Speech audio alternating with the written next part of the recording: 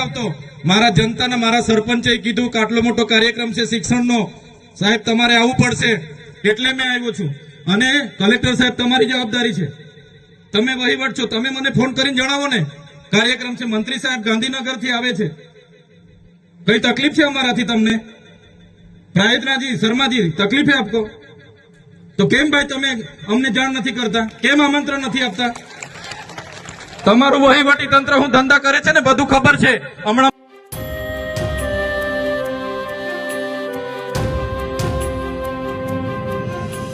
સાગવારાના કાર્યક્રમમાં ધારાસભ્ય ચૈતર વસાવાની બાદબાકી બાદ થયેલી બબાલમાં સ્ટેજ ઉપર ચડીને ધારાસભ્ય ચૈતર વસાવાએ કલેક્ટર સહિતનાઓને જાહેર મંચ ઉપરથી આડે હાથ લીધા હતા. ત્યારબાદ ચૈતર વસાવાએ આ મુદ્દે પોતાની પ્રતિક્રિયા પણ હવે આપી છે.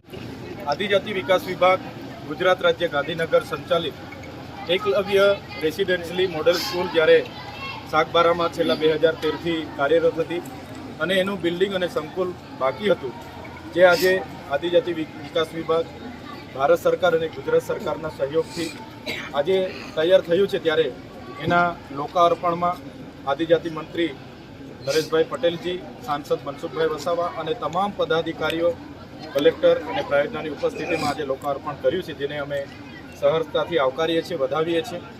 અને આ સંકુલમાં આદિવાસી સમાજના દીકરા દીકરીઓ ખૂબ સારું ભણે, આગળ વધે અને પોતાની કારકિર્દી ઉજળી બનાવે એવી અમે સૌને શુભકામનાઓ પણ આપી છે. સાથે અહીંના સ્ટાફ, એમના આચાર્યશ્રીને પણ અમે કીધું છે. સ્થાનિક અમે ધારાસભ્ય છે અને ધારાસભ્ય તરીકે જ્યારે પણ અમારી જરૂર હશે, નાની મોટી વાતો અમે જે પણ કંઈ હશે અમારી ગ્રાન્ટમાંથી સરકારશ્રીને ધ્યાન પર દોરી અને વહેલી તકે પૂર્ણ થાય એ બાબતે ચર્ચા થઈ છે.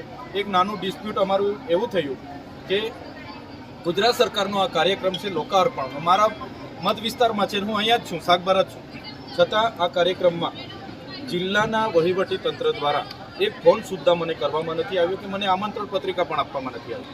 જ્યારે એક લોકોના ચૂંટાયેલા પ્રતિનિધિ તરીકે મારા મત વિસ્તારમાં સરકારનો આટલો મોટો કાર્યક્રમ થતો હોય અને મારી અવગણના કરવામાં આવે, એ મારી અવગણના નથી, પણ એ મને જે લોકોએ ચૂંટીને ધારાસભ્ય બનાવ્યો છે એ લોકોની અવગણના છે.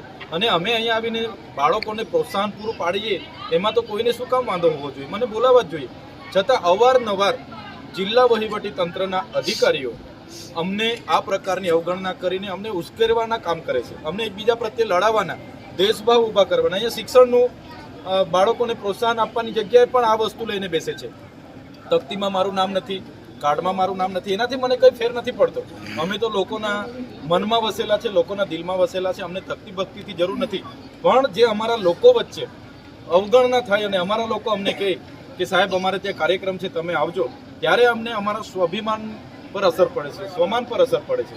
એટલે અમને જે બંધારણમાં મળેલા અધિકારો લોકોએ અમને ધારાસભ્ય તરીકે મોકલ્યા છે એ પ્રોટોકોલ પ્રમાણે જળવાવું જોઈએ એ અમે સૂચન કર્યું છે. અને માન્ય મંત્રીશ્રીએ અધિકારીઓને ધ્યાન દોર્યું છે અને આ તમામ ભૂલ નર્મદાના કલેક્ટર અને પ્રાયોજનાની છે અને આવનારા દિવસોમાં અમે એની ખુલાસો માંગીશું.